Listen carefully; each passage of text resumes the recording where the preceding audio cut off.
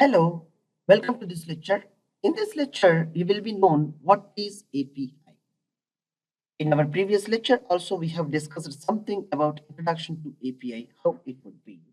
Here, you will know what is API. With a simple example I have given for you. An application programming interface is so called, it is API. And it is a set of services to building software applications as well.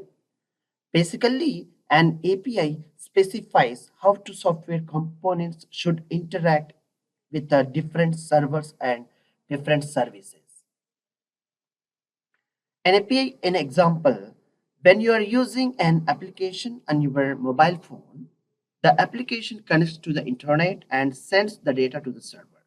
Then it will retrieve, if it is a query or search item, it will collects the data from the server and interprets it, perform the necessary action and send it back to your phone and it will be displayed. We'll see an example too. Imagine you are sitting in a table with a restaurant and you are having a menu and choices to be taken for order form. The kitchen is the part of the system and they will be prepared in your order. But what is missing is the critical link is to communicate you order and with the kitchen. The delivery your food back to your table. Now you see here, that's where the waiter or API comes into the picture.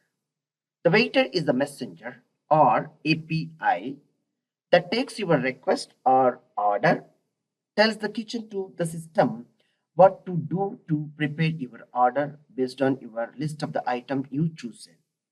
Then the waiter delivers the response back to you, like in this case, this is the food will come back to you. The API will tell you what you are requesting. Based on the API, it will calls to the kitchen to be prepared and get back to you. The food is prepared, like a API, the waiter will get back to you the food and it will be served to you. I hope you are most like a easiest way to understand with examples of what is API. We'll see exactly with the real-time functionality of making a simple things with the interacting how we are going to be adding and interacting with the APIs. We'll go for it. Thank you for watching this lecture. Thank you.